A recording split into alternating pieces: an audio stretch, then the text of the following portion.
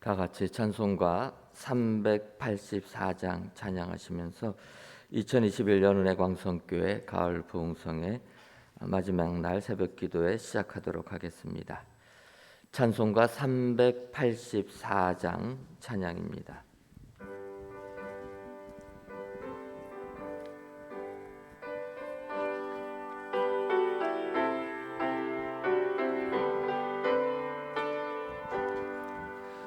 나의 갈 길 다가도록 예수 인도하시니 내 주 안에 있는 긍휼 어찌 의심하리요.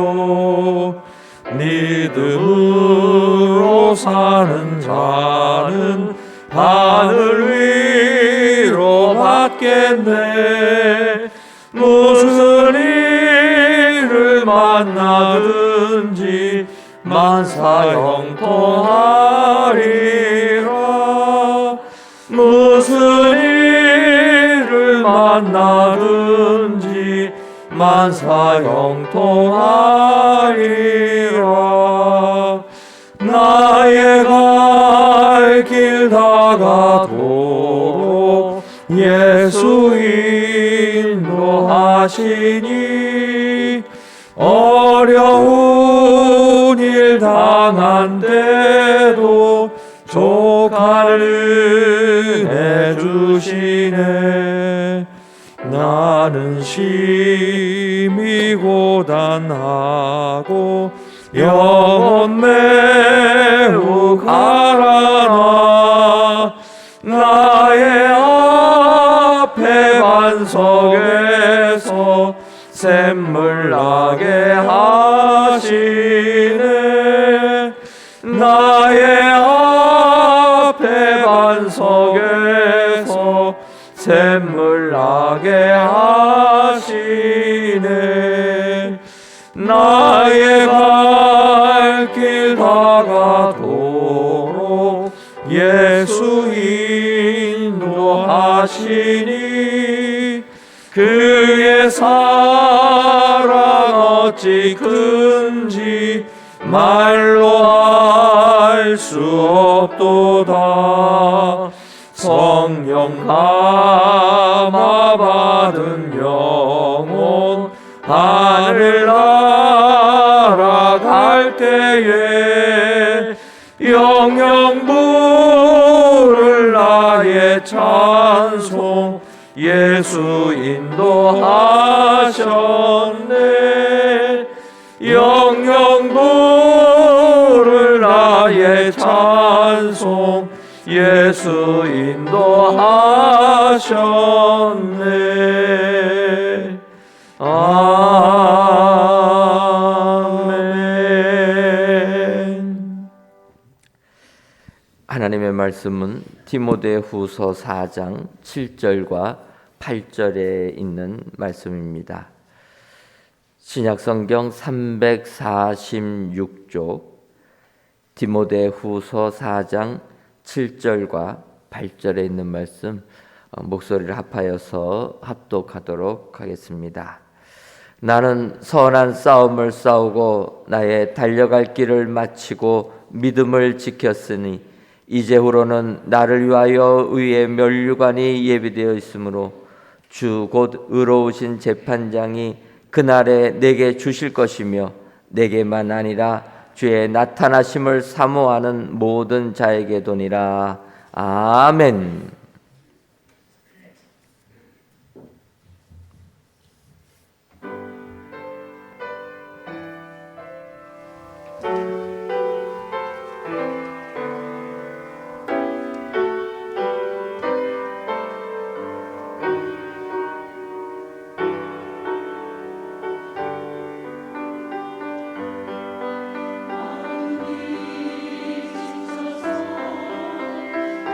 예수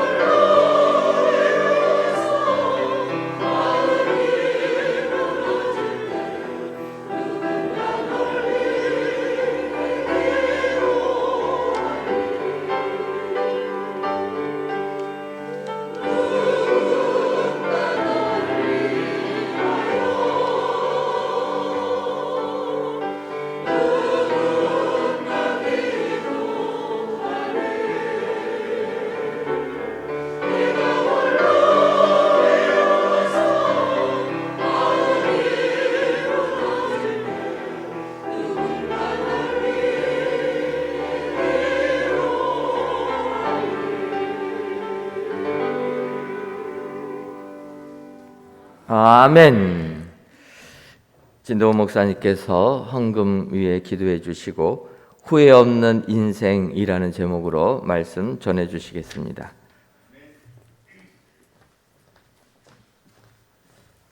기도하시겠습니다. 오늘도 우리에게 새날과 새 생명을 주신 하나님 참으로 감사합니다. 오늘도 하나님의 귀한 뜻을 이루라고 건강한 모습으로 이 새벽제단 주님 앞에 나오게 하셨사오니 주님, 오늘도 우리의 발걸음을 인도하셔서 우리의 걸어가는 길마다 하나님의 큰 영광이 드러나게 하여 주시옵소서. 너무도 감격스러운 마음으로 이 새벽 주님 앞에 귀한 예물 드립니다. 하나님 기쁘게 받으시고 우리의 삶에 어려움이 닥치지 아니하도록 날마다 하나님 앞에 감사와 찬송이 넘치는 복된 일만 충만케 하여 주시옵소서. 예수님의 이름으로 축복하며 기도하옵나이다. 아멘. 기회라고 하는 것은요, 앞에는 더벅머리고 뒤에는 대머리다, 그런 말이 있어요. 기회라고 하는 것이 내 앞에 왔을 때 앞에서 잡기는 쉽고 내 앞을 지나가면 잡을 게 없어서 놓칠 수밖에 없다, 그런 뜻입니다. 그래서 사람에게는 기회가 많이 찾아오죠. 그 기회를 우리가 절대 잃어버려서는 안 됩니다. 그 기회를 잃어버리면 그때부터 후회하는 인생이 된다 하는 사실이에요. 그래서 후회라고 하는 단어는 아무리 생각해봐도 좋을 게 하나도 없습니다. 성경의 대표적인 후회자가 있죠. 이삭의 쌍둥이 아들 야곱과 에서가 있는데, 이 에서가 배가 고파가지고 하나님으로부터 받는 장자권을 그 팥죽 한 그릇에 동생 야곱에게 팔아가지고 평생을 후회를 했습니다. 오늘 우리들도 하나님께서 좋은 기회들을 많이 주시는 거예요. 근데 그 기회를 잃어버리면 후회하는 인생이 될 수밖에 없습니다. 성경에 보면 모세가 120년을 살았어요. 120세를 살면서 좋은 일을 많이 했습니다. 40년은 왕궁에서 살았지만 미디안 광야에 가서 훈련을 받아가지고 80세의 부름을 받아서 출애굽을 시켰던 아주 하나님의 위대한 종이었어요. 그래서 120년을 살면서 하나님의 일을 많이 했습니다. 그러나 그 반면에 세례 요한이라고 하는 사람은요, 예수님보다 6개월 먼저 와가지고 30 넘자마자 세상을 떠났어요. 복음을 전하다가 순교를 당했습니다. 그러니까 인생이라고 하는 것은요, 길다고 해서 오래 살았다고 해서 큰일을 하는 것이 아니에요. 세례 요한 같은 사람은 예수님의 길을 예비하러 왔던 짧은 인생을 살았지만 얼마나 위대한 일을 했습니까? 그래서 예수님이 극찬을 하셨잖아요. 여자가 난 자 중에 이보다 더 큰 자가 없느니라 그랬어요. 그 짧은 인생을 살았어도 후회 없는 인생을 살았기 때문에 이렇게 주님으로부터 극찬을 받았다 하는 것입니다. 자, 세상을 살면서 우리가 성공을 했다 했을 때 사람들은 좋은 직장 가지고 자기가 원하는 지위에 오르고 그리고 돈도 많이 벌면 성공을 했다 이렇게 합니다. 인류 역사를 통해서 성공을 말하면 솔로몬과 같이 성공한 사람이 아마 없을 겁니다. 왜 그러냐면 이 솔로몬은 자기가 하고자 하는 모든 일을 다 하는 사람이었다 그랬어요. 성경에 보니까 그는 마음에 원하는 것을 금하지 아니하고 다 누렸다. 그리고 심지어는 그 왕궁에서 사용하는 모든 기물이 순금으로만 되어 있었다는 거예요. 그러니까 그 이상 성공할 수가 없다 그런 말이죠. 그런데 그 반면에 사도 바울이라고 하는 사람은 솔로몬과 같이 부귀영화를 누려보지도 못했어요. 주의 복음을 들고 나가서 전하다가 핍박을 많이 당했습니다. 그런데 이 솔로몬이라는 사람은 세상 사람이 부러워하는 부귀영화를 다 누렸지만은 말년에 전도서를 쓰면서 거기 보면 뭐라고 그랬어요? 자기의 삶을 돌아보니까 처음부터 끝까지가 다 후회였다는 거예요. 그래서 헛되고 헛되며 헛되고 헛되니 모든 것이 헛되도다. 다 헛되다는 거예요. 사람들이 부러워하는 그것을 내가 다 가졌지만은 내가 돌이켜보니까 이것이 다 헛된 일이로다. 그래서 해 아래서 행하는 모든 일을 본 적 이것이 다 헛되어서 바람을 잡으려는 것 같다. 자, 우리가 불어 지나가는 바람을 손으로 잡을 수가 없어요. 아무것도 아니라는 거예요. 그런데 사도 바울은 그것을 누리지 못했지만은 후회 없는 삶을 살았기 때문에 그렇게 고백을 합니다. 내가 선한 싸움을 싸우고 나의 달려갈 길을 마치고 믿음을 지켰으니 이제 후로는 나를 위해 의의 면류관이 예비되었도다. 순교를 눈앞에 두고 이 세상을 떠나야 된 그 순간에도 자기는 이 세상을 성공적으로 멋지게 살았다는 거예요. 주님 앞에 가면 의로운 재판장이 나에게 주신다. 나만 주는 것이 아니라 이 길을 걸어간 모든 사람들에게 다 나눠준다는 거예요, 면류관. 그러니까 저와 여러분도 사도 바울이 걸어갔던 그 길을 같이 가기만 하면 의의 면류관이 저와 여러분을 위해서 예비되었고 우리의 의로우신 재판장께서 그 면류관을 우리에게 주신다는 겁니다. 그런 인생이 후회 없이 살아가는 인생이다 하는 것입니다. 그래서 어떤 것이 정말 후회 없는 인생인가, 이것을 우리 하나님의 말씀을 통해서 함께 나누기를 원합니다. 우리가 후회 없는 인생을 살려고 하면 사도 바울이 솔로몬과 다른 것이 뭐냐, 다른 사람과 다른 것이 뭐냐, 가진 것은 없지만은 이 사도 바울이라고 하는 사람은요, 그리스도 안에 살았다는 거예요. 자, 내가 어디 사느냐가 중요합니다. 사람이 태어날 때도 어느 나라에서 태어나서 어느 나라 국적을 가지냐가 아주 중요해요.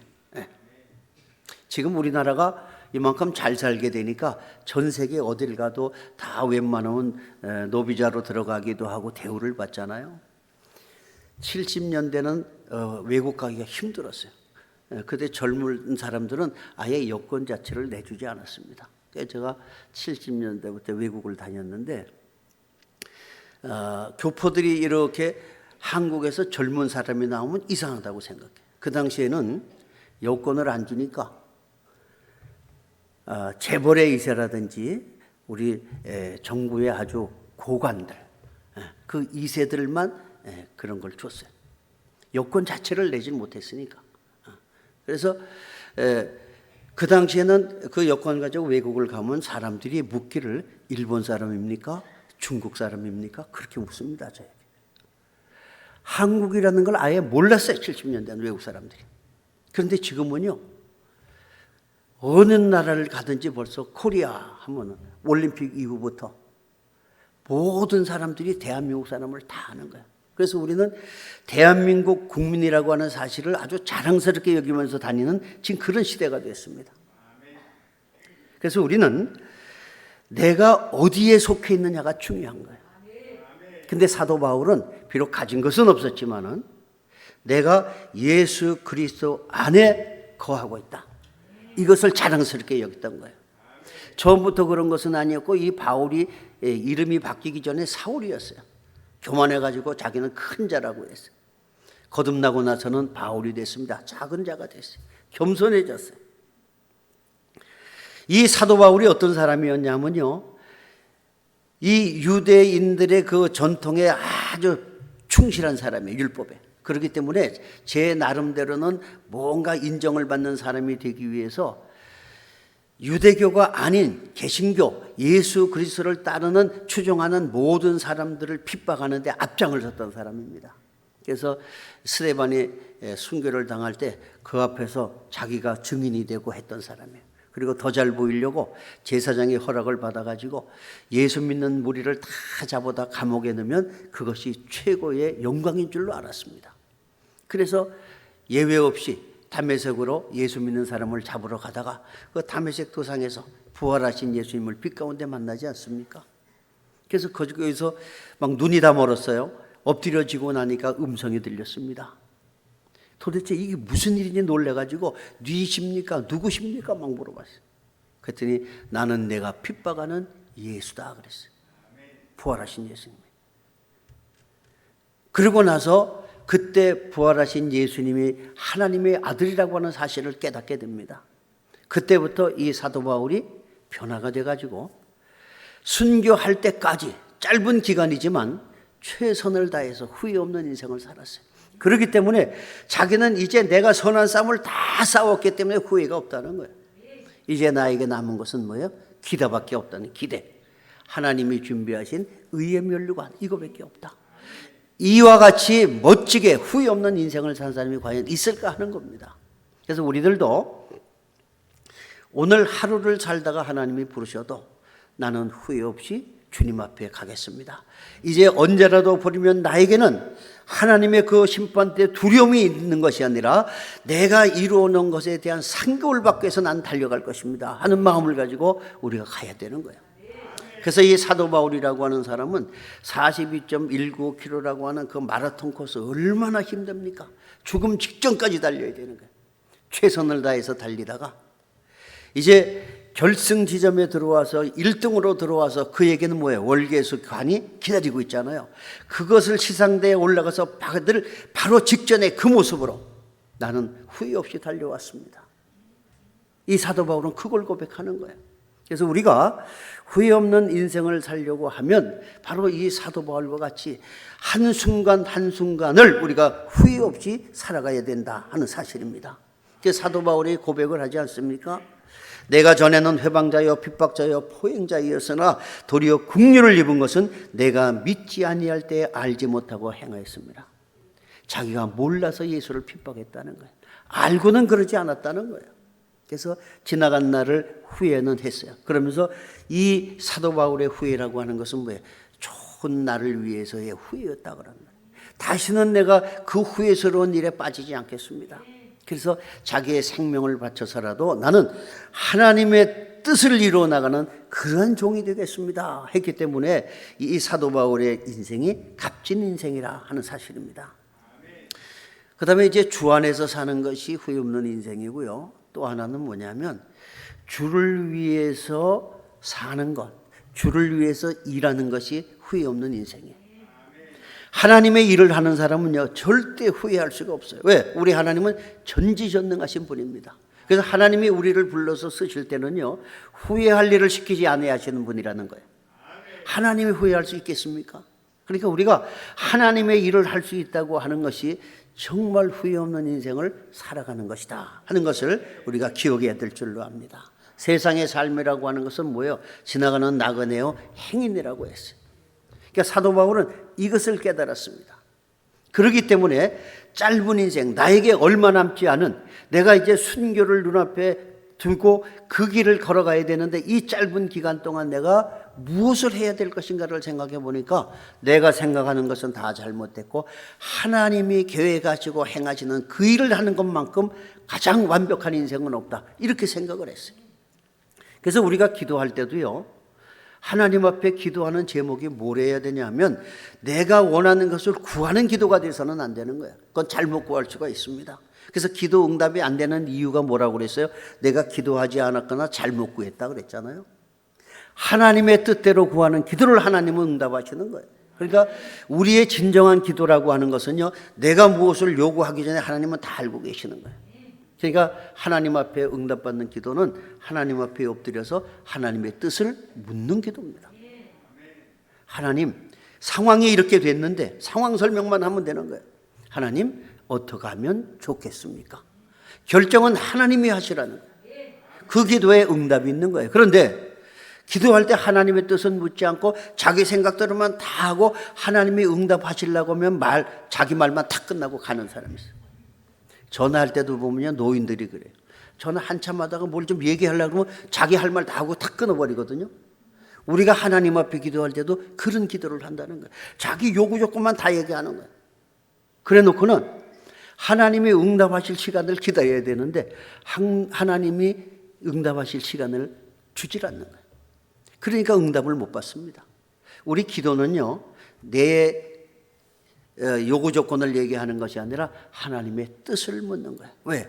내 뜻보다는 하나님의 뜻이 온전하기 때문에 그렇다는 겁니다. 그래서 우리가 이 땅에 살아가는 삶 속에서 우리가 생각하는 것을 이루려고 하지 말고 하나님의 뜻을 묻고 하나님께서 계획하신 일을 하면은 절대 그 인생은 후회할 것이 없어요.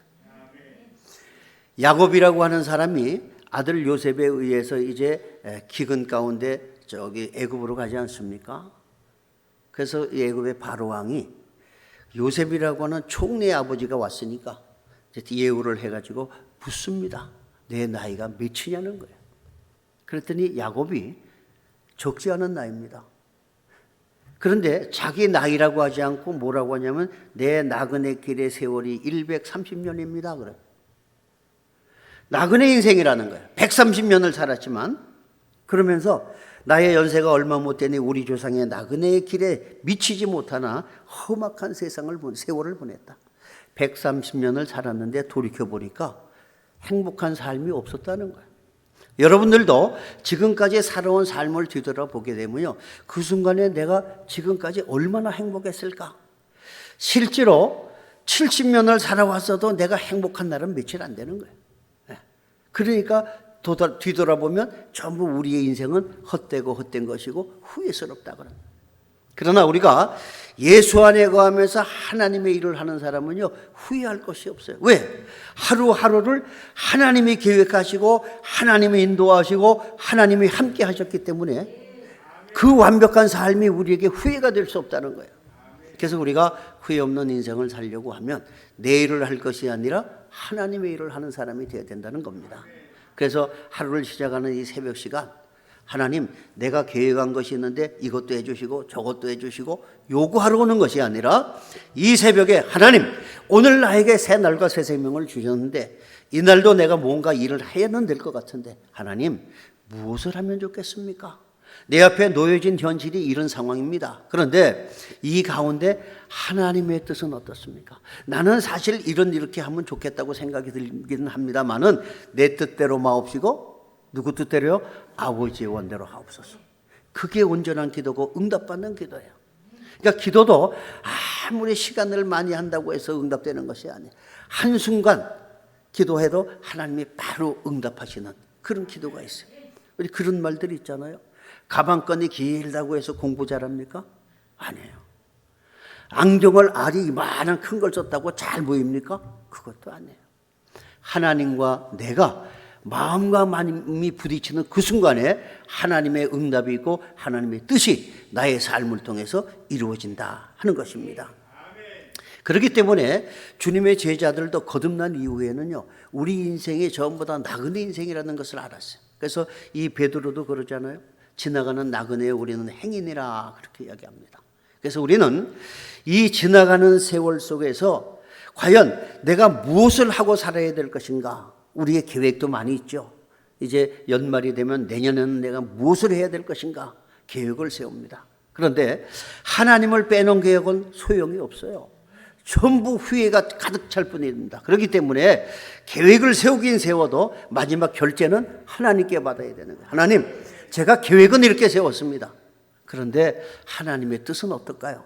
하나님, 이렇게 하면 되겠습니까? 하고 묻는 것이 우리의 기도라는 거예요. 그러면 하나님께서 우리에게 지혜를 주셔가지고 우리로 하여금 바른 길 가게 하시는 거예요. 사도 바울은 날마다 기도하는 사람이었어요. 그렇기 때문에 자기의 생각대로 살지 않고 하나님의 뜻을 물었기 때문에 하나님이 인도하시는 그 길을 걸어가니까 자기는 일생을 살아가면서 후회할 일이 없고 내가 달려갈 길을 열심히 달려왔기 때문에 이제 후로는 어려운 재판장이 예비하신 그 의의 면류관, 그것밖에는 나에게 기다리는 것이 없다. 멋진 인생을 살았다는 거예요. 자, 그 다음에는요, 우리 인생을 살면서 후회 없이 살려고 하면 사랑을 실천해야 됩니다. 자, 우리가 믿는 하나님이 어떤 분이에요? 하나님의 본질, 속성이 뭐냐면 하나님은 사랑이시라 그랬어요. 그렇기 때문에 우리가 하나님의 사랑을 받고 사는 사람들이기 때문에 그 사랑을 실천해서 살게 되면 후회할 일이 없어요. 왜? 하나님은 사랑이시니까 내가 사랑을 베푼다는 건 뭐예요? 내가 하나님의 뜻을 이루고 산다는 그런 뜻입니다. 그래서 이 마지막 때가 되면, 말세가 이르게 되면요, 사람들이 고통한 때가 이르는데 그때는 사람들이 사랑에 다 식어버린다고 그랬어요. 사랑이 없기 때문에 세상의 이 마지막 때는 고통 가운데 우리가 살아갈 수밖에 없다. 그래서 이 어려운 시기를 살아갈 때도 우리가 하나님은 사랑이시라고 하는 사실을 깨닫고 나의 삶을 통해서 사랑을 실천하게 되면 우리의 인생은 절대로 후회할 수 없는 인생이 된다는 거예요. 그래서 우리가 성경에 보면 그 사랑을 어떻게 실천해야 될 것인가? 고린도전서 13장을 우리는 사랑의 장이다 그러잖아요. 그 고린도전서 13장을 보게 되면 우리가 하나님과 같이 후회 없는 그런 인생을 하나님이 뜻한 대로 살아가려고 하면 너희가 사랑을 이렇게 하라 그러고 가르쳐 줍니다.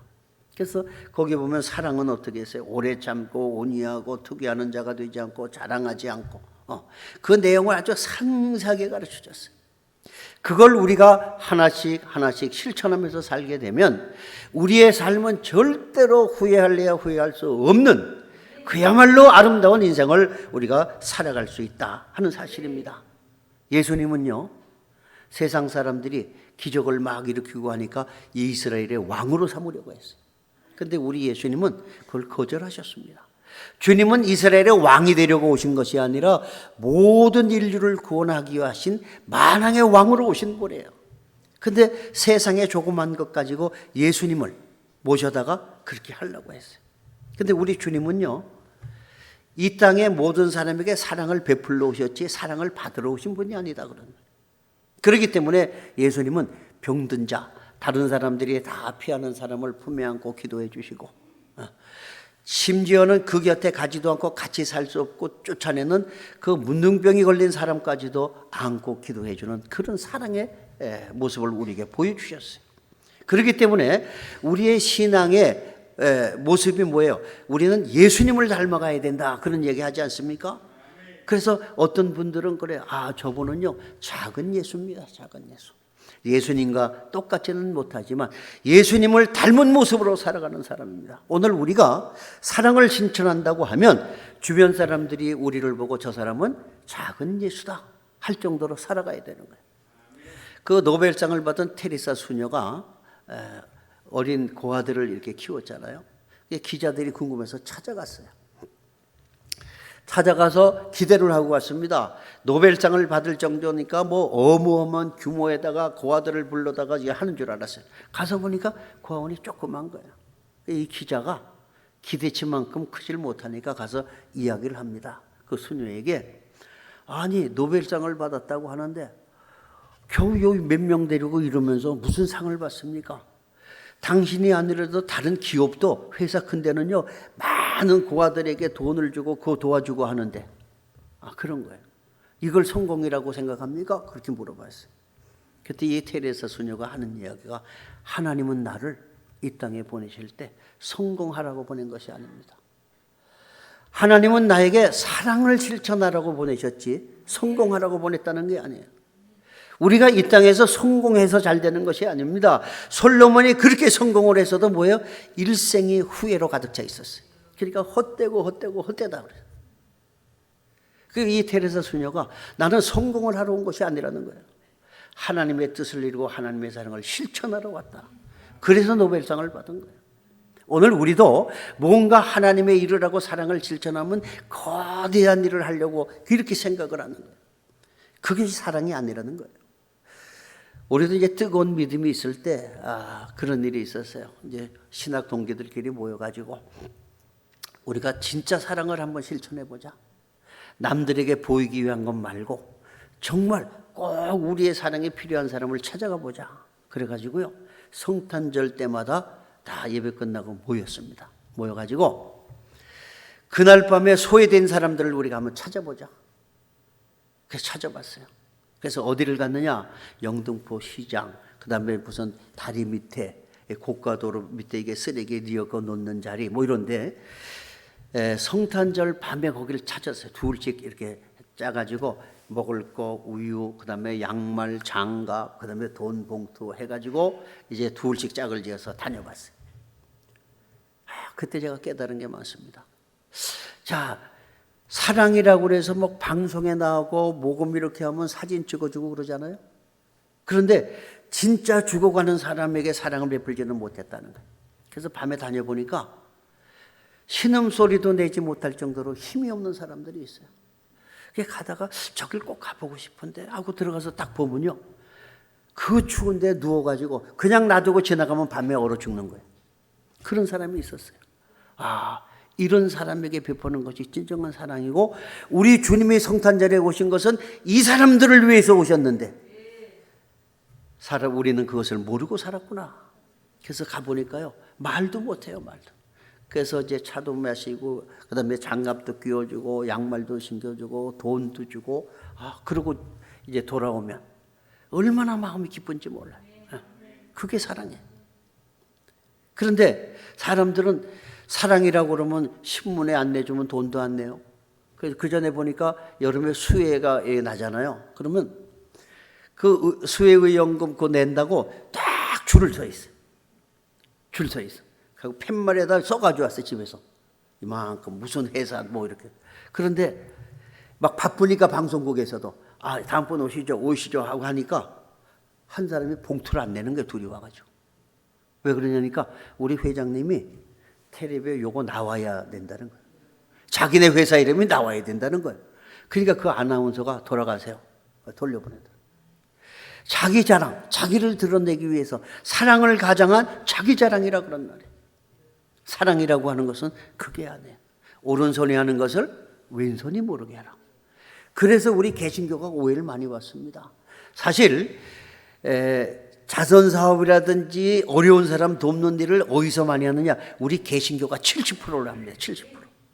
그런데 바깥의 세상 사람들은요, 교회는 헌금도 들어올 텐데 왜 그런 일 안 하냐고 따져요. 불교하고 천주교는요, 소문을 잘 냅니다. 조그만 거 하고도 아주 효과가 극대화돼가지고 광고를 잘하니까 거기서 다 하는 것 같아요. 그런데 우리 개신교는요, 오른손이 하는 걸 왼손이 모르게 하라고 요거 때문에 해놓고도 말을 못해요. 마스크 하듯이 입을 딱 막아버리니까 모르는 사람은 안 하는 줄 알고 있어요. 지금 모든 그런 좋은 일들은요, 우리 개신교에서 70%를 합니다. 그게 사랑이고 그것이 우리에게 상급이 되는 거예요. 조그만 것을 해놓고 나가서 막 떠들게 되면 하나님 나라에 가서 상급이 없습니다. 그렇기 때문에 우리가 이 땅에 살면서 사랑을 열심히 주님의 모습을 닮아서 실천하게 되면 후회할 일이 없다는 거예요. 후회 없는 인생을 살려고 하면요, 우리는 그런 모습으로 살아야 돼요. 예수님께서 오셔가지고 병든 자 고쳐주고 좋은 일 하시고 나서 동네방네 다 방송국 오라고 그랬고 광고 낸 적 없다 그런 말이에요. 오늘 우리들도 마찬가지. 우리가 이 땅에서 영광을 받으면 하나님의 나라에 가서 상급이 없다는 겁니다. 이 사도 바울은 왜 선한 일을 그렇게 열심히 했느냐? 하늘의 상급을 바라보고 했다는 거예요. 우리가 알아야 될 것은요, 우리의 구원이라고 하는 것이 있어요. 이거는 믿음으로 받는 겁니다. 그 다음에 하나님 나라에 가서 상급이라고 하는 것은 뭐예요? 우리의 행함으로 받는 거예요. 하나님의 말씀에 얼마나 순종을 했고 하나님의 말씀대로 살았느냐에 따라서 그 행위에 따라서 상급이 결정이 된다는 거예요. 그러니까 이 사도 바울이 내가 달려갈 길을 내가 힘들게 내 몸을 이용해서 달려갔다는 거예요. 그러고 나니까 면류관이 예비되어 있다는 겁니다.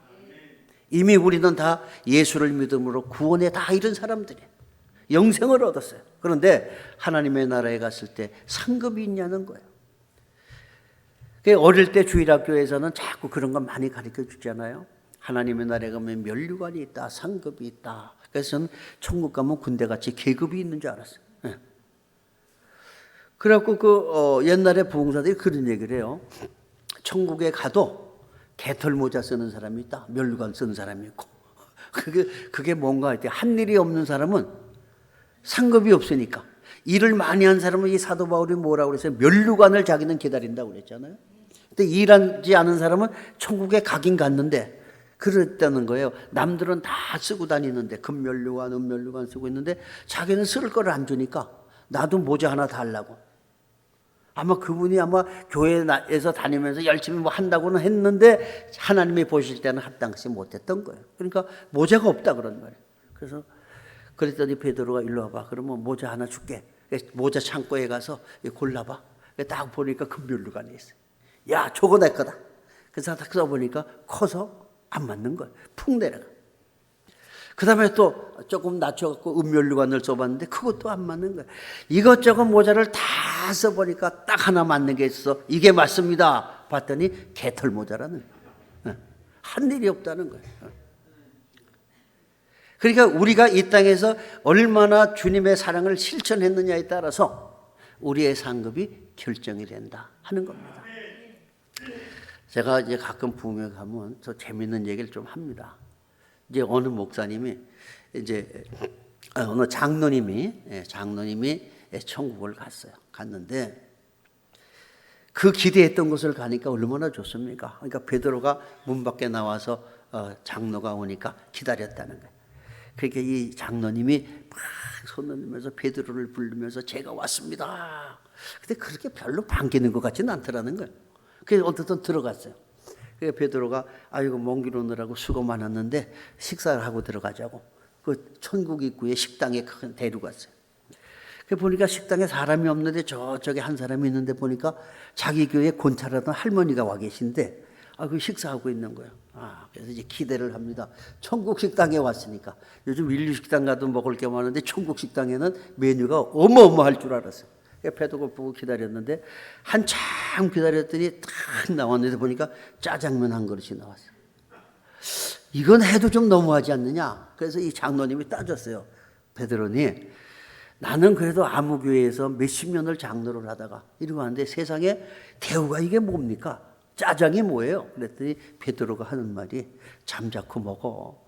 니네 목사님 짜장 배달 갔어. 그래. 응? 목사라고 천국 가서 상급 받는 게 아니라 진심으로 하나님의 사랑을 진짜고 일하지 않으면 목사도 짜장 배달 다닌다 그런 말이에요. 그래서 이 장로님이 아무 소리 못하고 보니까 저기 사찰 그 할머니는 진수성찬에다가 막 탕수육에다 막 먹는데 자기는 장로인데 짜장 한 그릇 주고 불평했더니 니네 목사님은 짜장 배달 갔다고. 하나님의 나라는요 세상의 것과는 다른 거예요. 여기서 얼마나 하나님의 뜻대로 성실하게 살았고 사랑을 실천하고 살았느냐에 따라서 우리의 상급이 결정이 된다 하는 사실이에요. 그걸 알면서 우리가 이 땅에서 살아간다고 하면 하나님의 나라가 있을 때 절대로 우리는 후회할 일이 없다 하는 거예요. 그 다음에 또 한 가지 뭐냐면요. 하나님께서 우리에게 주신 사명이 있습니다. 여기 계신 분들은요 다 사명이 있어요. 무슨 직분을 가져야만 있는 것이 아니라 평신도래도 하나님이 여기 불렀을 때는요 다 사명이 있어요. 가장 공통적인 사명이 뭡니까? 영혼 구원 아니겠어요? 만나는 사람마다 복음을 전해야 된다. 그러면 사람들이 그래, 목사님 바쁜데 언제 만나서 얘기할 시간이 있습니까? 물론 지하철에 스치는 사람을 전도할 수는 없어요. 그래서 제가 그럽니다. 최소한 내 곁에 5분을 하나님이 머물게 하면 전도하라는 뜻이다. 우리가 5분이면요 내가 하고 싶은 말 다 하고도 남습니다. 그 시간에. 설교도 5분 설교라는 게 있잖아요. 그러니까 누군가를 내 곁에 5분 동안을 머물게 하면 하나님이 전도하라고 나에게 기회를 주신 것이다. 그 기회를 놓치면 안 된다네. 그럼 어떻게 해요? 후회하는 거예요. 후회하는 거예요. 그래서 내 곁에 머물게 하는 그 사람을 복음을 전하라고 하나님이 보내주신 것이기 때문에 후회할 그런 삶을 살지 말고 내 곁에 오면 하나님이 이 사람을 구원하라고 나에게 보내셨구나. 이걸 깨닫는 거예요. 그래서 그 일을 열심히 하게 되면 그 사람에게 하나님께서 상급을 주신다는 거예요. 그게 사명이에요. 직장에서도 마찬가지예요. 가정에서도 마찬가지입니다. 하나님이 내 곁에 머물게 하는 그 사람은 다 구원하라고 나에게 주신 기회예요. 근데 그 기회를 놓치면 나중에 어떻게 해요? 후회하는 거예요. 후회. 내가 그때 그 사람에게 복음을 전할 걸. 그 사람이 예수를 모르고 세상을 떠나면 어떻게 돼요? 버림받는 영혼이 되잖아요. 하나님은 한 영혼이 우주보다 귀하다고 했어요. 그 사명을 우리에게 주셨기 때문에 그 사명을 감당하는 사람에게 하나님은 후회 없는 삶을 살게 하신다. 자기 사명을 잘 감당해야 돼. 우리 교회에 그 사명 감당 잘하는 할머니 집사님이 있었어요. 그 당시에 좀 오래됐는데 그 당시에 80이 넘어왔는데 저를 찾아왔어요. 목사님 저도 일 좀 하게 해주세요. 그래요? 그럼 여전대에 한번 가보시죠. 여전대 회장을 찾아갔어요. 그래서 이 할머니가 나도 일 좀 하게 해달라고 그러니까 그 여전대 회장님이 80이 넘었으니까 집사님 그냥 가만 계시는 게 우리 도와주는 거예요. 뭘 하시냐고. 그러니까 자기를 상대를 안 해주니까 저를 찾아왔어요. 그래서 제가 고민하다가 뭐 할 일이 없으니까 그래서 십자가에 그 타이머 있잖아요. 타이머. 그거를 띄라고 그랬어요.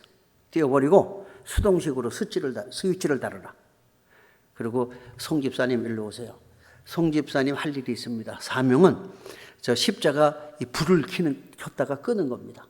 해 떨어지면 켜시고 아침에 새벽기도 끝나고 날 밝으면 끄세요. 그랬더니 자기가 그 일감을 받았다는 게 얼마나 기뻐했는지 이 할머니가 너무 좋아하는 거예요. 그래가지고 해지기 전에 미리 와서 기다리고 있어요. 해질 때까지. 아직 밝으니까. 기다려 있다가 어두워지면 불 켜고 가고, 또 새벽기도 끝나가도 이 겨울 같은 데 깜깜하잖아요. 그럼 날 밝을 때까지 기다려야 되는 거예요. 그래서 날이 밝아지면 또 이제 끄고 그랬는데, 하루는 이제 그분이 생신이 돼가지고 자식들이 좋은데 모시고 왔어요. 식사를 하시다가 보니까 아이고 날이 어두워졌네. 큰일 났다. 빨리 가자, 빨리 가. 내 사명이 불 켜는 사명인데 빨리 가야 된다. 그래서 서둘러서 갔어요. 딱 오니까 십자가에 불이 켜져 있었던 거예요. 야, 이거 내가 해야 될 일인데. 그래가지고 이 차를 세우라. 그래서 이 할머니 집사님이 교회를 들어갔어요. 가갖고 불을 껐어요.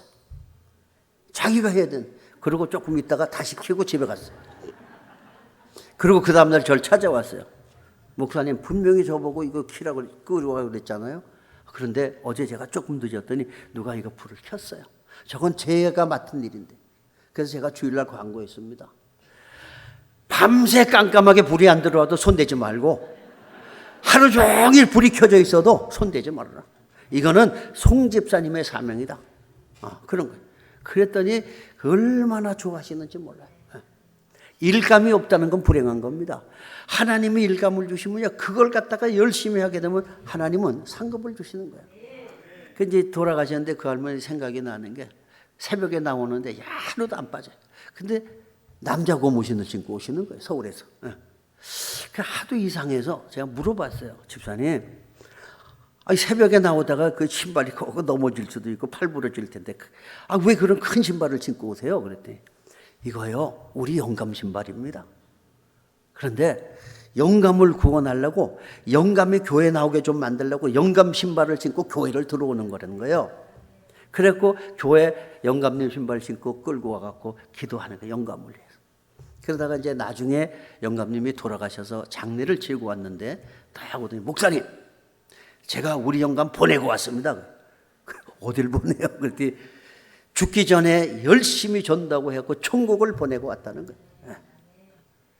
그런 어린아이 같은 믿음을 가지고 기도하니까 하나님이 응답하시는 거예요. 그리고 그 영혼을 사랑하는 마음이 없었다면 그 남자 고무신 입고 다니면서 그 영감을 위해서 기도했겠어요?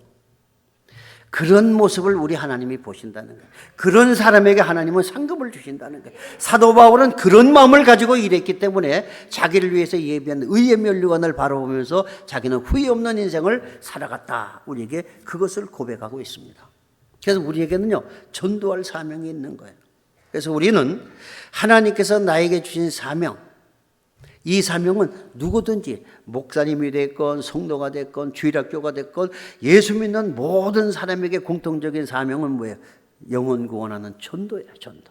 그렇기 때문에 때를 얻든지 못 얻든지 전하라고 하는 하나님의 말씀을 따라서 오늘도 여러분 곁에 누군가가 5분 이상 머물면 하나님이 전도하라는 거예요. 그걸 아셔야 돼요. 직장에 같이 몇 년을 같이 근무하면서도 예수 믿으라는 말 한 번도 못한 분들 계실 거예요. 오늘은 가셔가지고요, 5분 이상 옆에 있으면 전하세요. 듣든지 아니 듣든지. 왜? 씨를 뿌리는 농부는 뿌리는 사명만 있지 싹이 나고 자라게 하는 것은 누가요? 하나님이 하시는 거예요. 말을 던져놓으면 그것이 싹이 나가지고 하나님 앞으로 돌아오게 돼 있다 그럽니다.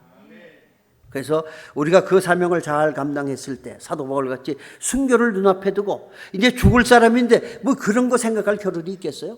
그러나 내가 죽을 때는 죽더라도 마지막 한 그루의 사과나무를 심는 심정으로 이 복음을 나는 전해야 되겠다, 그렇게 생각을 했던 거예요. 그래서 우리는 후회 없는 인생을 살려고 하며 먼저 내가 주님 안에 살아가는 사람이 되어야 되겠다.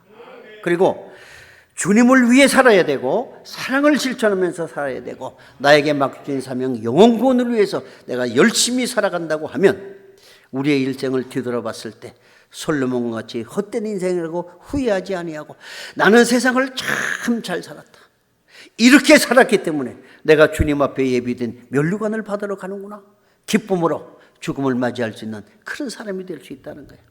2대 총장, 초대 총장했던 김말란 박사 있잖아요. 이분이 돌아가실 때 유언을 했어요. 내가 죽거든 절대로 울지 말고 내가 천국에 가는 걸 축하하는 노래를 불러달라고 해서 찬송을. 사실 우리 믿는 사람들은요, 죽음이 슬픈 게 아니에요. 기쁜 거예요. 초가집, 헌집 쓸어가는 판잣집에 살다가 지금 고급 맨션 아파트로 지금 이사 가는 거예요. 그런데 사람들은 그 영원한 세계에 가는 걸 모르고 아이고 울고 불고 난리가 납니다. 그런데 이 김알란 박사는 구원에 대한 확신이 있었어요. 나는 여기서 떠나면 하나님의 나라에 간다. 그러니까 나에게 환송식을 해달라, 축하를 해달라는 거예요. 못 살던 집에서 잘 사는 좋은 집으로 가는데 그게 왜 슬픈 일이라는 거예요. 그래가지고 그분이 돌아가셨을 때 정말 성도들이 눈물을 흘리면서 안 흘릴 수 없으니까 찬송을 불렀다는 거 아니에요. 네. 우리는 그런 소망을 가지고 살아야 됩니다.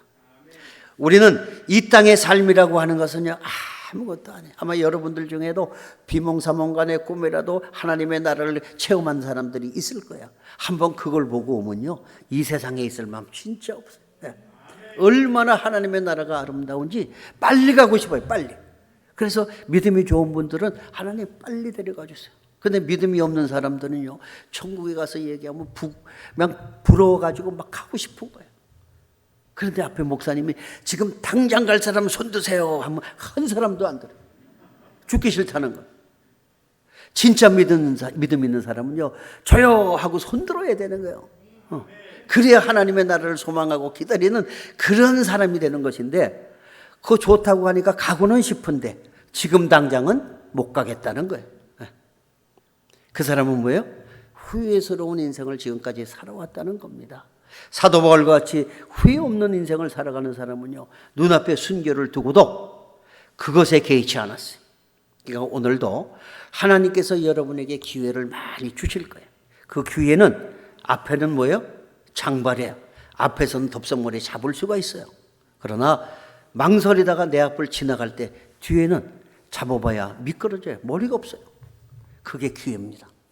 그러니까 오늘 하나님께서 여러분에게 주시는 좋은 기회를 놓치지 말고 하나님 앞에 가서 상급받을 그러한 일들을 다 이뤄나가는 참으로 여러분의 인생에 가장 복된 하루가 되시기를 주님의 이름으로 축원합니다. 자, 그런 인생이 되기 위해서 우리가 기도를 좀 해야 되겠습니다. 기도합니다. 사랑의 주님, 세상에 70억이 넘는 그런 인구가 있습니다. 그 중에 하나님께서 우리를 택하셔서 하나님의 일꾼으로 불러주셨사오니 주님, 후회스럽지 않은 사도 바울 같은 일꾼이 되게 하셔서 주님이 부르시는 날 내가 받을 면류관을 바라보며 주님 앞에 갈 수 있게 하여 주시옵소서. 오늘 우리는 예수 안에 거하는 사람이 됐습니다. 이제 주의 일을 하는 사람이 됐습니다. 이제 주의 사랑을 실천하기를 원합니다.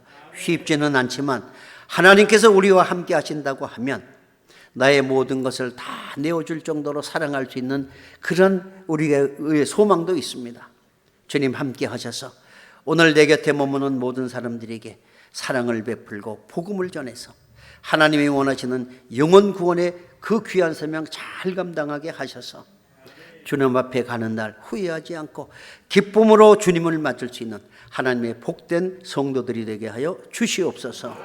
예수님의 이름으로 기도하옵나이다. 아멘. 자, 주님 앞에 간절히 기도하시기 바랍니다.